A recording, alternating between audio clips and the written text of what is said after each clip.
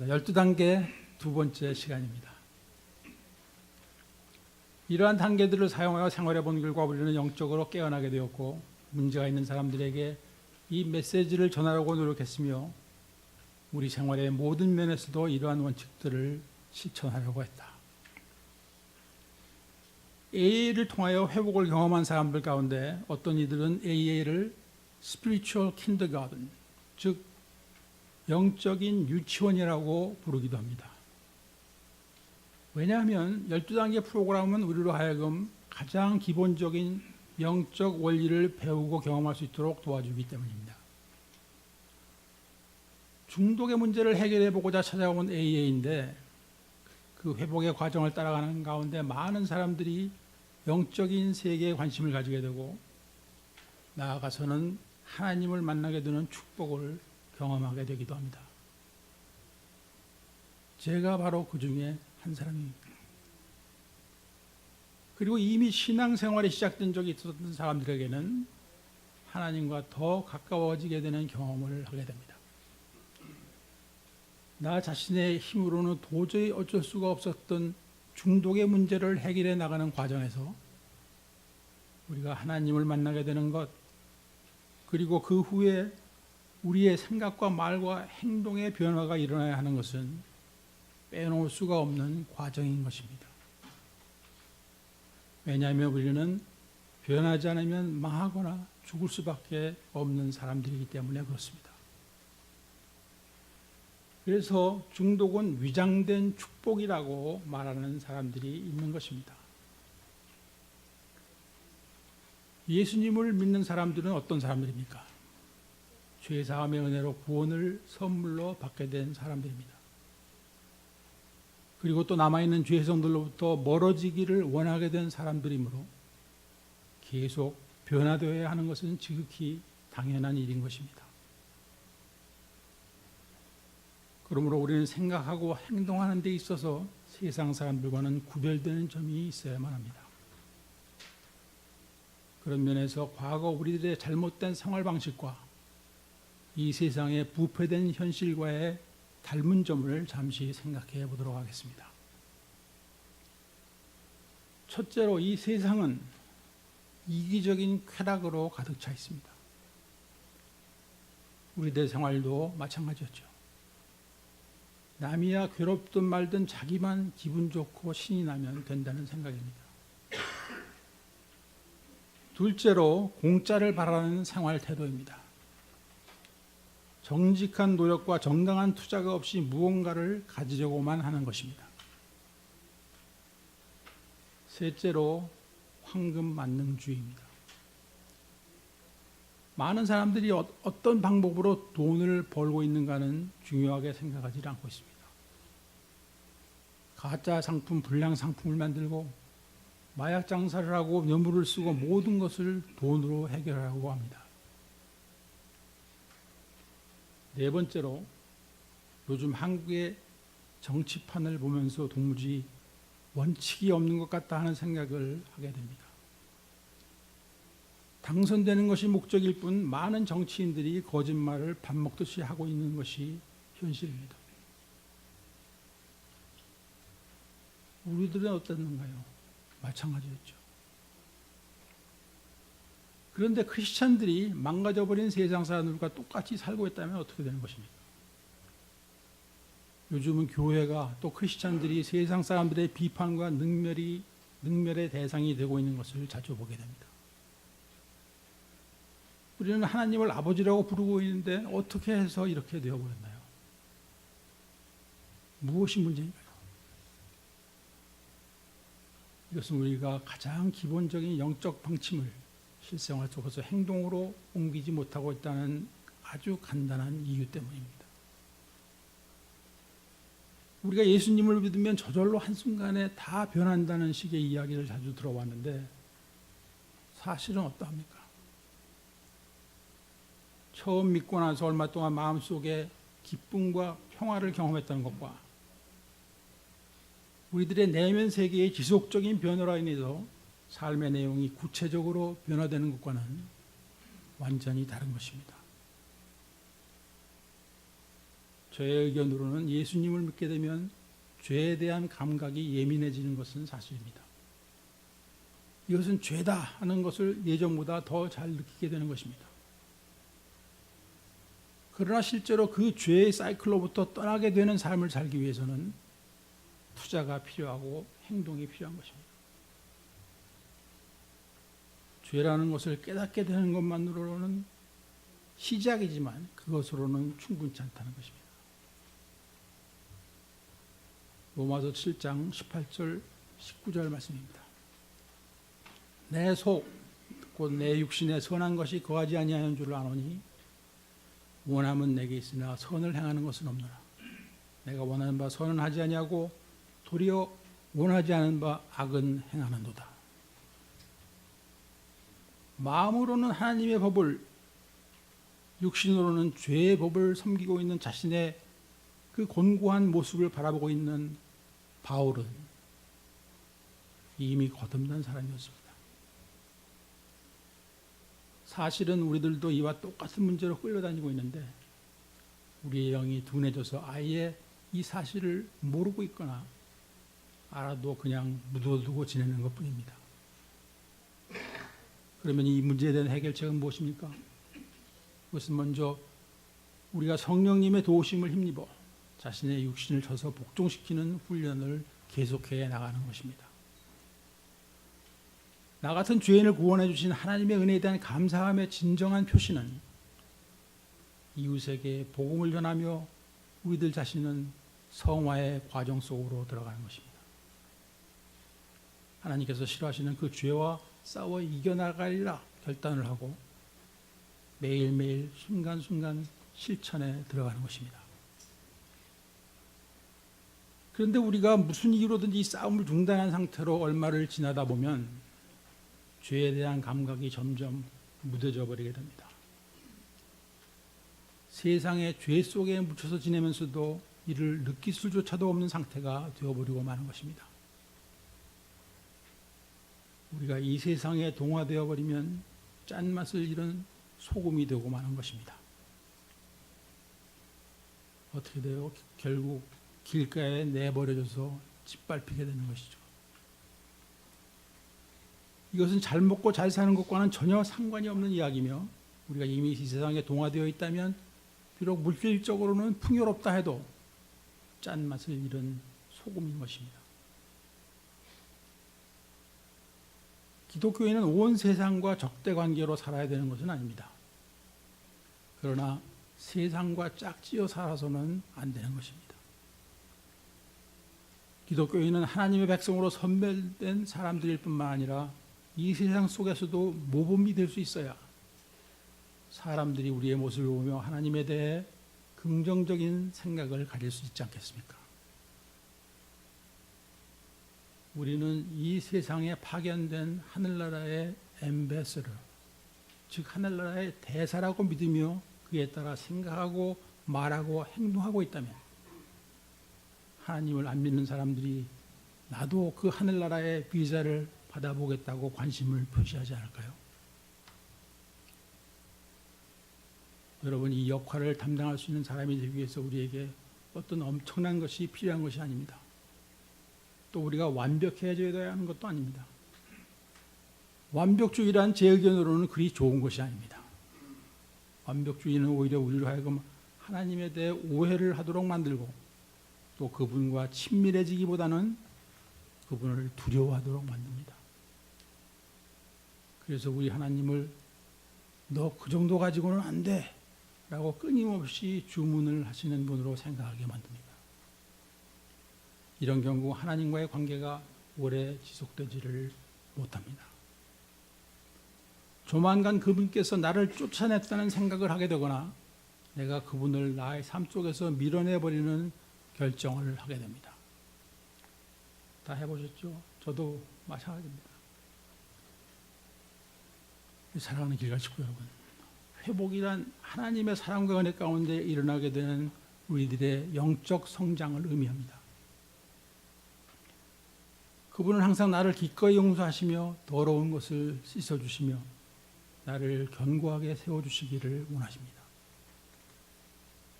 그러면 우리가 마땅히 해야 할 일은 우리가 하고 그분께서는 그분의 계획을 이루어 나가시도록 맡겨드리는 것이 성장해 나가는 그리스도인의 모습인 것입니다. 그리고 또한 회복은 다른 사람들로부터의 도움과 충고도 받아들일 수 있게 되는 것입니다.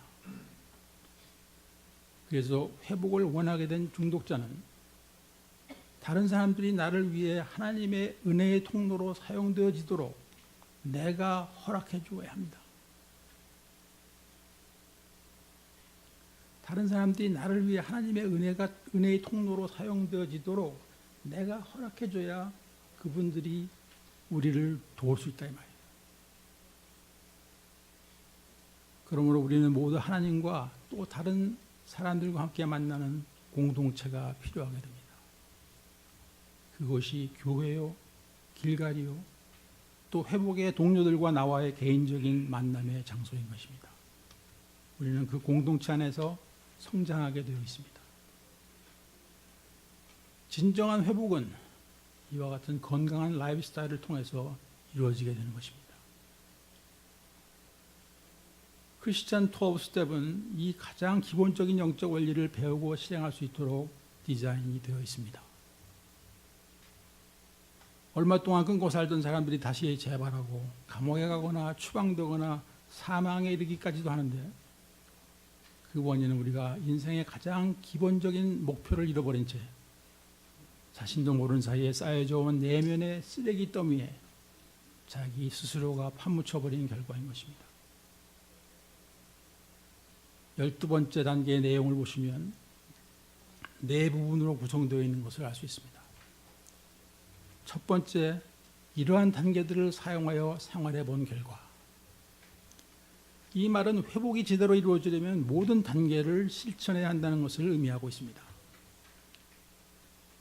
두 번째, 우리는 영적으로 깨어나게 되었고 우리들에게 영적 각성이 일어나야 함을 말하고 있습니다. 세 번째로, 문제가 있는 사람들에게 이 메시지를 전하려고 노력했으며, 즉 다른 중독자와 가족들에게 회복의 메시지를 우리가 전해야 한다는 것입니다. 왜냐하면 이 메시지를 전하는 사람들에게는 하나님께서 주시는 평강과 기쁨이 있습니다. 네 번째로, 우리의 생활의 모든 면에서도 이러한 원칙들을 실천하려고 했다. 회복은 우리가 깨닫게 된 이 영적 원칙들을 매일매일 실천하며 있습니다. 이 자리에 계신 어느 분이든지 원하시면 단계별로 녹음이 되어 있는 제 강의 CD를 드리겠습니다. 그리고 몇 차례 듣고 나시면 제가 질문지를 드릴 것입니다. 그것을 가지고 잘 생각하시면서 써보시기를 부탁드립니다. 그러면 12단계는 어떻게 디자인이 되어 있는가? 지금까지 저는 이 강의들을 해오면서 12단계의 전체적인 흐름이나 구성에 대해서 여러 가지 각도로 설명해 보았습니다. 저는 이 설명들을 항상 세일즈맨이 된 심정으로 하고 있습니다. 어떻게 해서든지 여러분들이 이 12단계에 관심을 가지게 되고 그 내용을 삶 가운데서 실제로 실천해 볼 수도 있도록 하기 위함입니다. 오늘은 12단계를 네 부분으로 나눠 보겠습니다. 처음 세 단계는 하나님과 나와의 평화를 이루기 위한 단계입니다. 제일 먼저 1단계를 통하여 나의 본전, 즉 자신이 중독자, 죄인, 성격상으로 문제가 있는 사람을 깨닫고 인정하는 것입니다. 2단계는 하나님께서 우리가 본정신으로 돌아올 수 있도록 고쳐주실 것을 믿는 것입니다. 그 결과 3단계에서 나의 삶과 의지를 하나님께 완전히 맡겨드리기로 결단하게 됨으로써 최초의 가장 기본적인 하나님과의 관계가 성립이 됩니다. 중독자가 불신자인 경우라면 이때 예수님을 영접할 수도 있습니다. 예수님을 믿고 있던 사람이라면 자신의 삶을 그분께 다시 한번 맡겨드리는 결정을 하게 됩니다. 영혼의 구원은 받았는데 자신의 삶은 맡겨드릴 수가 없다면 우리에게 앞으로 계속 해야 할 일이 남아있다는 증거입니다. 그 다음 4단계에서 7단계는 나와 나 사이의 평화를 이루어가는 단계입니다. 나와 나 사이의 평화, 대단히 중요한 말씀입니다. 다른 말로 하면 내가 나를 싫어할 수밖에 없도록 만들어 온 많은 생각과 행동들이 중단되고 변화될 수 있도록 도와주는 단계입니다. 말들은 안 하고 있지만 자기 자신이 정말 죽도록 미운 생각이 드는 중독자가 사실은 많이 있습니다. 이 자리에도 계실 줄로 믿습니다. 그러나 우리가 자신의 실제 모습을 정직하게 살펴봄으로써 나의 문제점을 알아낼 뿐만 아니라 그것을 실제로 고쳐나가는 작업을 하게 되는 것입니다. 이것이 회복의 기초입니다. 나의 행위에 대한 책임을 지기 시작하며 남을 탓하는 것을 그만두고 정직하게 살아가기 시작하는 것이 회복의 기초입니다. 그런 과정을 통해서 나와 나 자신 사이에 평화가 형성되기 시작합니다. 나와 나 자신과의 평화. 그와 함께 나의 의지와 삶을 하나님께 맡겨드리는 것이 점차로 쉬워지게 되고 생활화되어 가기 시작하는 것을 깨닫게 됩니다. 이제 8단계에서 10단계를 거쳐 나와 다른 사람들과의 평화를 이루어 나가는 작업이 이루어지게 됩니다. 그때까지 살아오는 동안 다른 사람들에게 끼친 손해와 상처들을 찾아내고 사과하고 보상하는 단계입니다. 과거는 지나갔다. 이게 아니에요. 우리들한테는 반드시 과거를 청산하고 해결해야 됩니다. 이런 것들도 사실상은 크리스천으로서는 기본에 해당되는 일입니다. 또 현재의 삶 속에서 일어날 수 있는 나의 잘못을 즉시 발견하고 사과하고 보상하는 라이프 스타일이 형성이 되게 되면 대인 관계에서의 평화가 한층 더 증진될 뿐만 아니라 나 자신과의 관계에도 더 많은 평화를 경험하게 됩니다. 사과하고 보상을 하는 것이 힘든 일일 수도 있지만 이렇게 영적인 원칙대로 실천하고 나면 우리들의 삶 가운데 기쁨과 감사함과 자유함이 다가오는 축복을 발견하게 됩니다. 회복의 삶을 사는 것이 너무나도 감사하다. 인생은 아름답다 하는 생각을 더욱 자주 떠올릴 수 있게 됩니다. 여러분, 이것이 행복입니다. 그러므로 우리는 하나님께 맡겨드리는 삶의 열매를 점점 더 많이 볼 수 있게 됩니다. 여러분, 회복은 무조건 믿어라가 아닙니다. 이 기본적인 영적 원리들을 조금씩이라도 실생활에서 실천을 하다 보면 더욱더 많은 것들이 깨달아지고 믿어지게 됩니다. 다음은 11단계, 12단계입니다. 이 마지막 두 단계는 우리 안에 평화를 증진시키고 유지해 나가는 단계입니다. 그와 함께 영적 부흥을 경험하는 시기이기도 합니다. 우리가 먼저 하나님의 뜻을 구하고 그 뜻을 이루어 나갈 수 있는 힘을 강구하며 이웃을 향한 정직과 겸손 그리고 사랑을 실천하게 됨으로써 우리는 영적 부흥을 경험하게 되는 것입니다. 12단계 프로그램은 당장 큰 결과를 얻을 수 있도록 디자인이 되어 있지 않습니다. 시간을 두고 지속적인 훈련을 하는 가운데 점차적인 변화를 경험할 수 있도록 되어 있고 실제로 모든 영적 훈련이 이와 같습니다. 우리는 알코올 중독의 완치는 없다는 말을 들어왔습니다. 이 말의 의미는 알코올 중독자의 체질 자체가 바뀌어버려서 그들이 식사하면서 포도주 한 잔쯤 마시고 그만둘 수 있는 사람으로 변하지 않는다는 말씀입니다. 한두 번은 그렇게 하겠죠.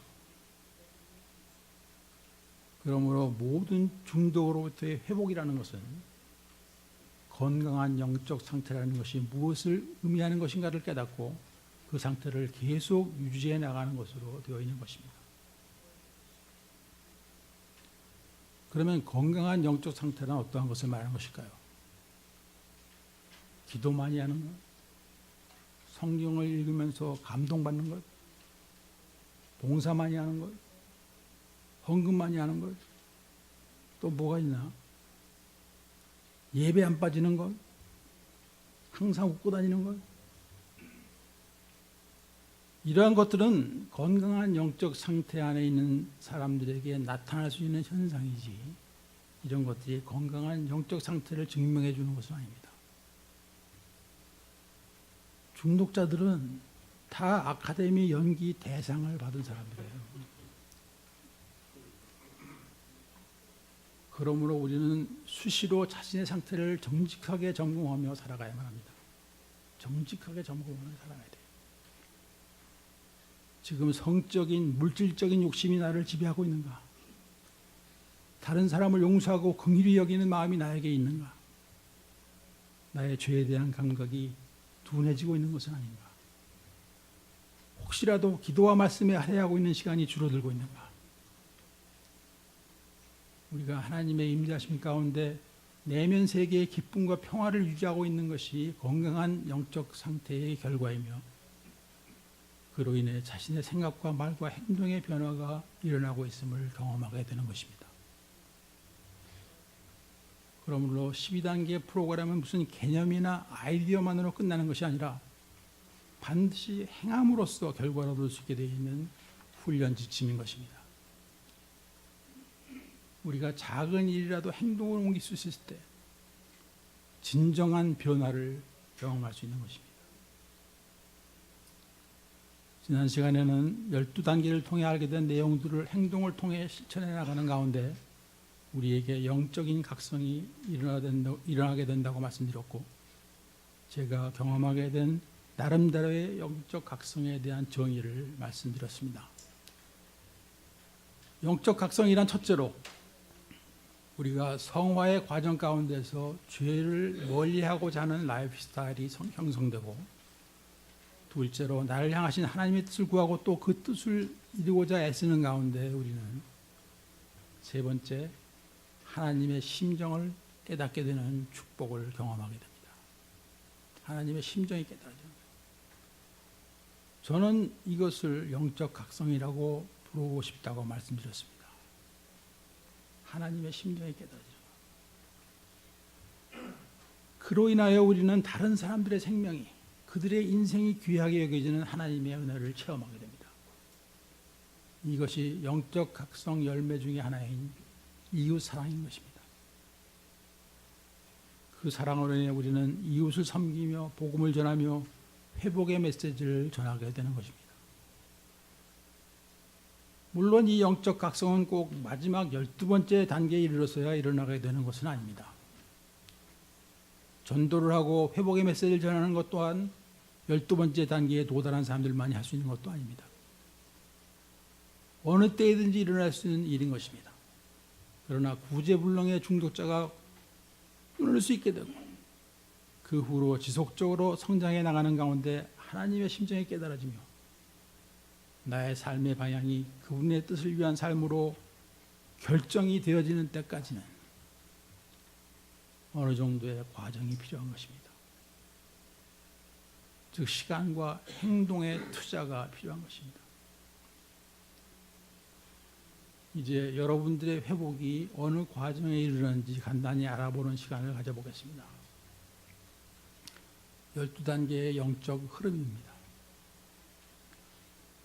첫 번째로 중독은 지속적으로 죄를 짓게 만드는 병이며 그로 인해 자신이 파울레스하다는 것을 깨닫게 되는 것이 중독자의 최초의 영적 체험이라고 저는 믿고 있습니다.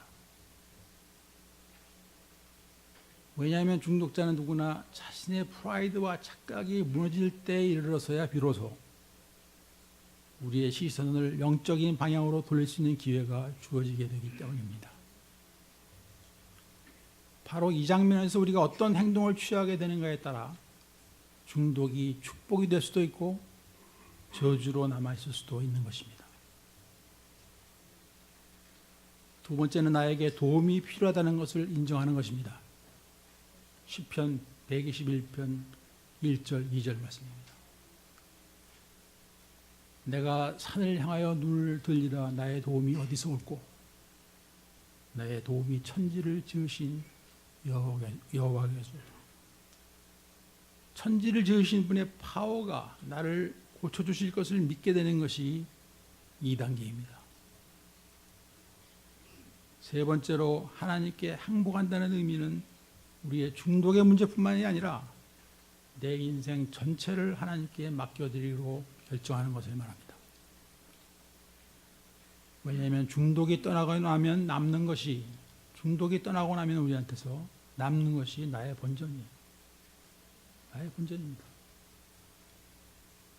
그런데 우리가 이 본전을 그대로 가지고 있어서는 진정으로 행복해지는 것이 매우 힘듭니다. 때로는 이 사회에서 쓸모있는 사람이 되기도 어렵습니다. 그 결과 또다시 중독의 삶으로 돌아가 버리는 일이 생겨나는 것입니다. 그러므로 나를 항상 하나님께 맡겨드리고 변화를 위한 투자를 계속해야 하는 것입니다. 네 번째로, 이 맡김은 하나님과의 인격적인 구체적인 만남이 먼저 이루어져야 가능합니다. 그 만남이 없이 나를 맡겨드린다는 것은 힘든 일이 아니겠습니까? 이 만남은 내가 죄인임을 인정하고 그 죄에 대한 하나님의 해결책, 즉 십자가의 진리를 믿음으로 받아들임으로써 시작이 됩니다. 예수님께서 나의 죄를 대신하여 죽으시고 부활하심을 믿고 고백하는 것입니다. 그때에 성령님께서 우리 안에 들어오시고 우리들로 하여금 구원의 확신을 갖게 하여 주십니다. 그리고 하나님께서는 우리들의 삶을 인도하여 주시는 것입니다. 이 모든 것이 사랑입니다. 그와 동시에 다섯 번째로, 우리는 교회, AA, 길갈 등에서 다른 이들과 함께 펠로십 안에서 교제하고 봉사하며 구원의 메시지, 회복의 메시지를 전하는 것이 가능해지게 됩니다.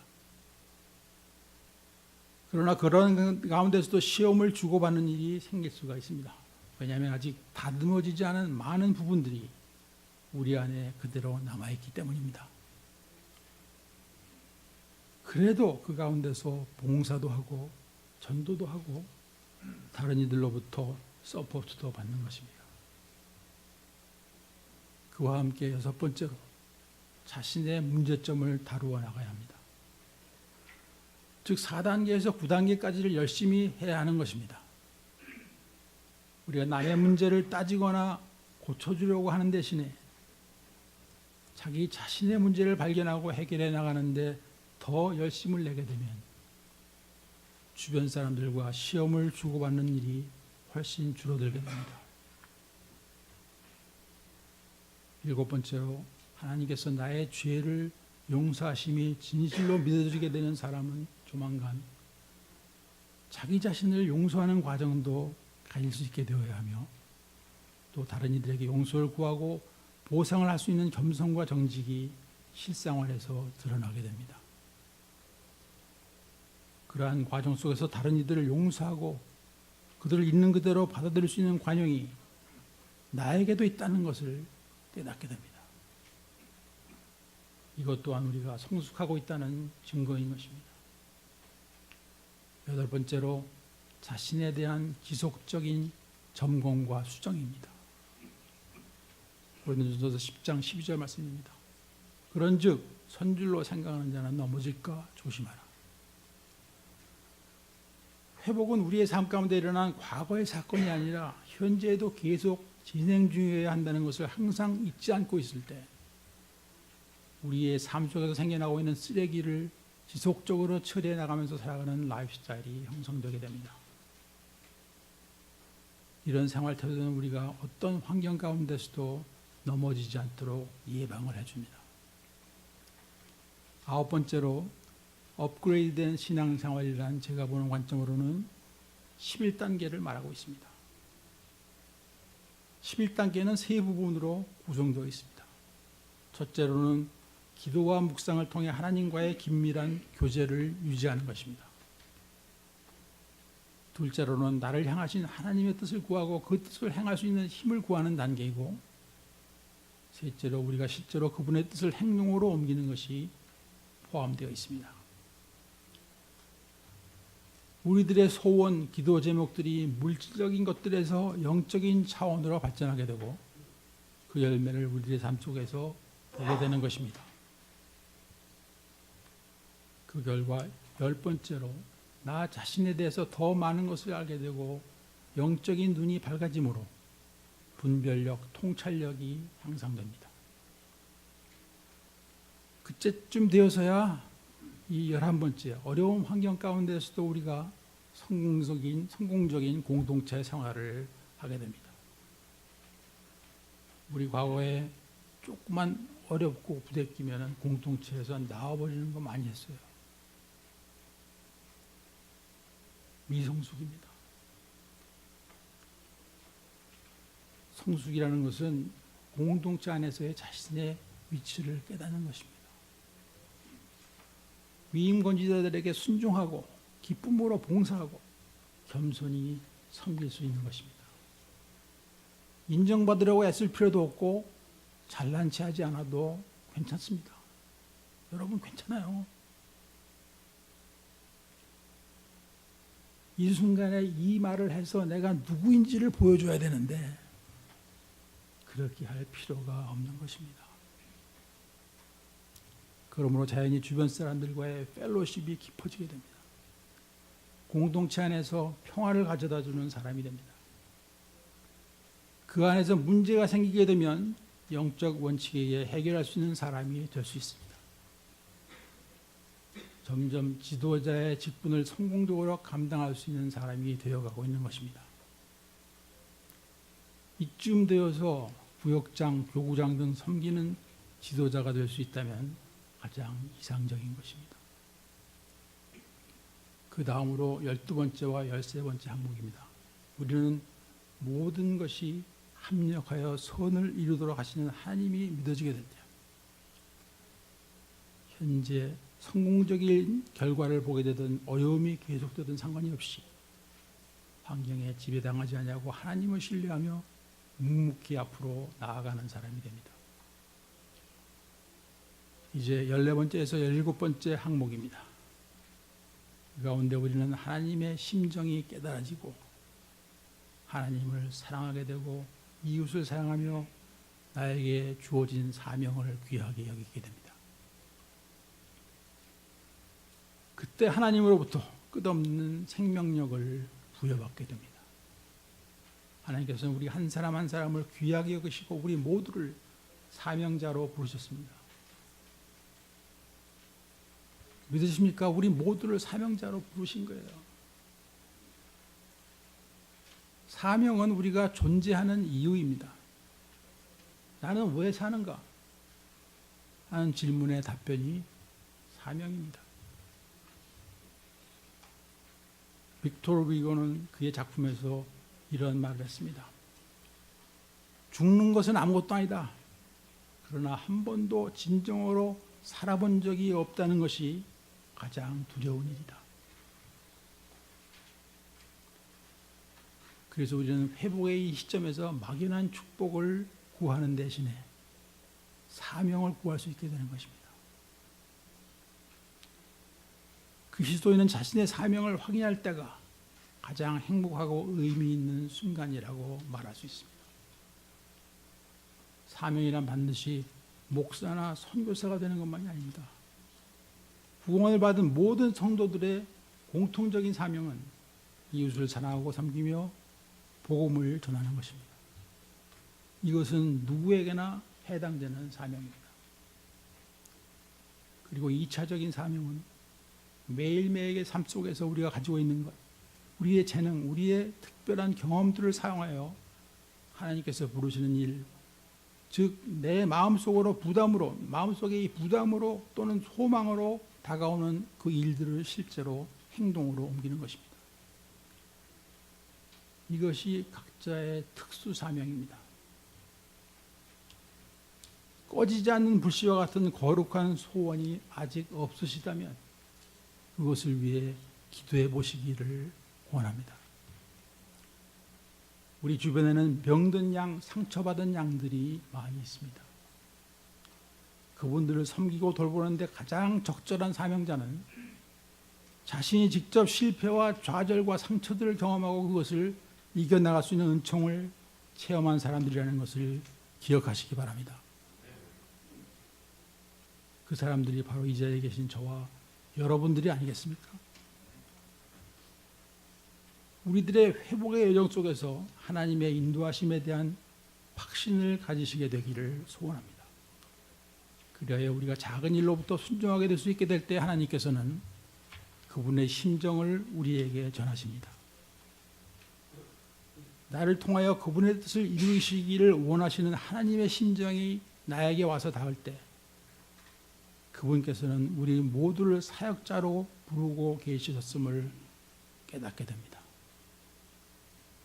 우리가 받은 이 새 생명, 새 삶의 메시지를 전해야 하는 것은 우리들 한 사람 한 사람의 몫입니다. 그 일을 위해 우리가 발걸음을 뗄 때 하나님께서 도우시고 계시는 손길을 경험하실 것입니다. 하나님께서 끊임없이 부어주시는 생명력을 경험하시는 저와 여러분이 되시기를 간절히 소원하면서 오늘 강의 여기서 마치겠습니다. 감사합니다.